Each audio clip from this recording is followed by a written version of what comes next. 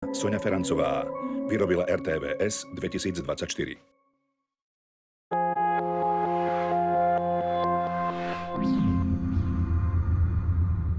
Toto práve prišlo, kapitán.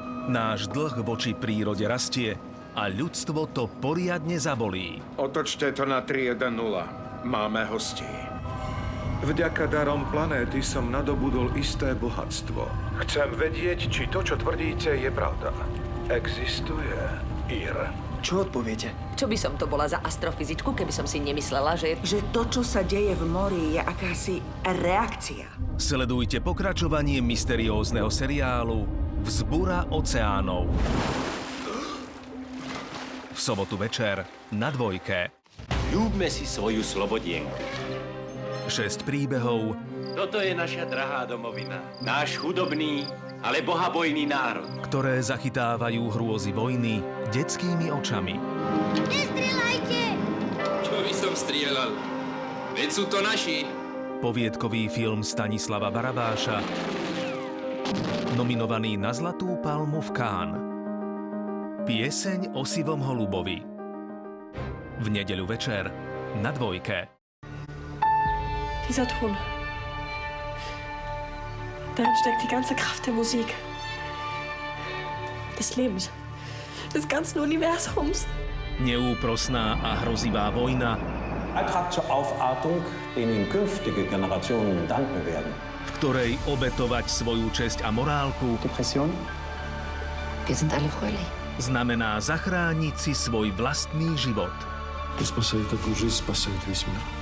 Víťazstvo nad fašizmom si pripomenieme v jedinečných príbehoch. Niemand hat die Absicht, heißt meistens genau das Gegenteil stimmt.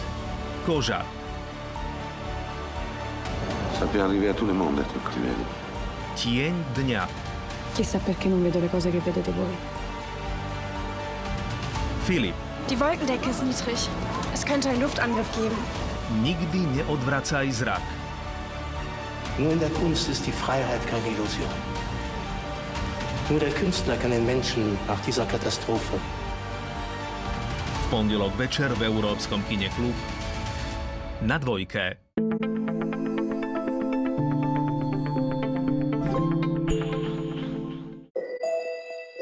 Tento program obsahuje audiokomentár.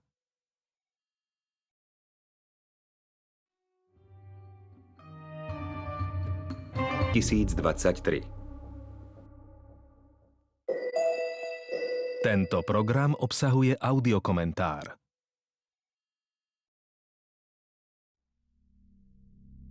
Vyskočáni. Vyrobila RTVS 2023.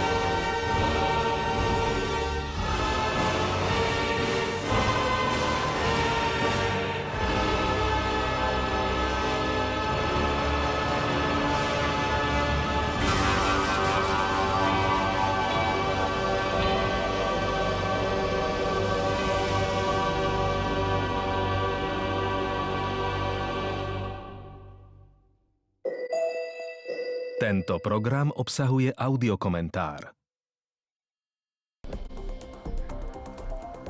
Stretnutie Roberta Fica s ruským prezidentom v Moskve. Na vojenskej prehliadke chýbala ťažká technika. Začínajú sa správy, vítajte. Dobrý večer.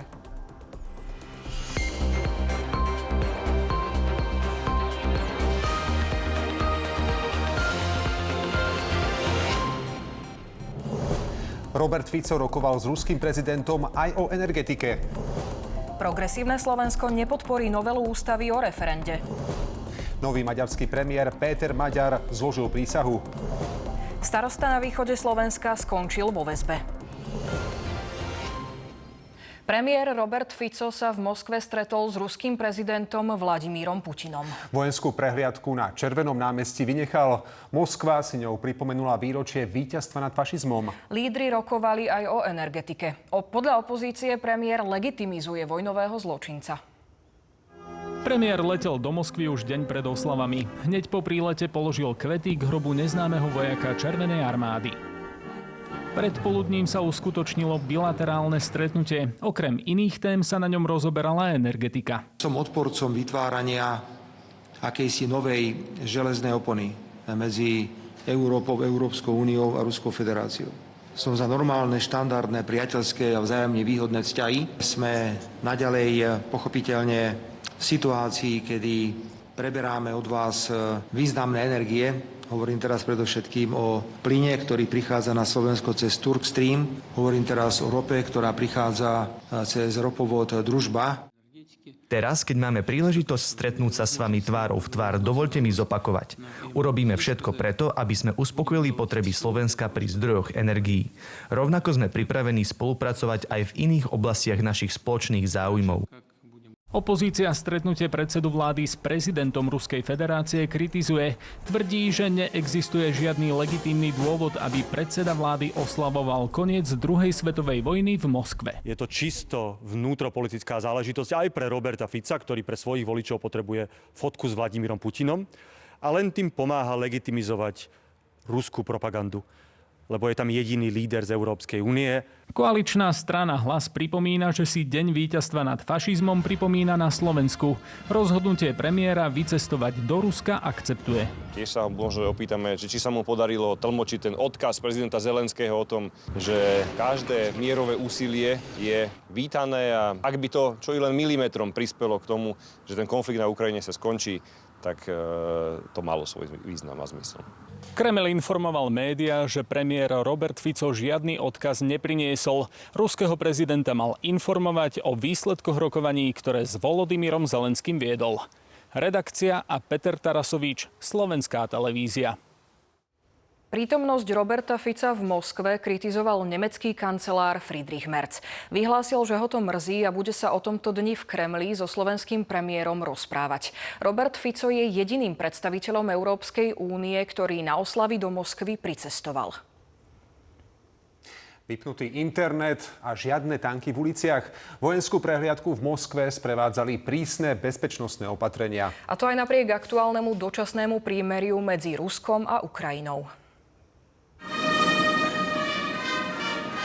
Tradičná veľkolepá prehliadka pozemnej armádnej techniky sa v Moskve tento rok nekonala. Na oslavách Dňa víťazstva nad fašizmom chýbala prvýkrát po takmer 20 rokoch. Súčasťou ale boli stovky vojakov, ktorí pochodovali Červeným námestím. Z tribúny sa k ním prihovoril ruský prezident Vladimír Putin. Prejav začal spomienkou na obete sovietskych vojakov v druhej svetovej vojne. Nikdy nezabudneme na hrdinský čin sovietskeho ľudu, ktorý rozhodujúcim spôsobom prispel k porážke nacizmu, zachránil svoju krajinu a svet, skoncoval s totálnym a nemilosrdným zlom a obnovil suverenitu štátov, ktoré kapitulovali pred nacistickým Nemeckom a stali sa poslušnými spolupáchateľmi jeho zločinov. Pokračoval slovami o vojne, ktorú na Ukrajine Rusko vedie už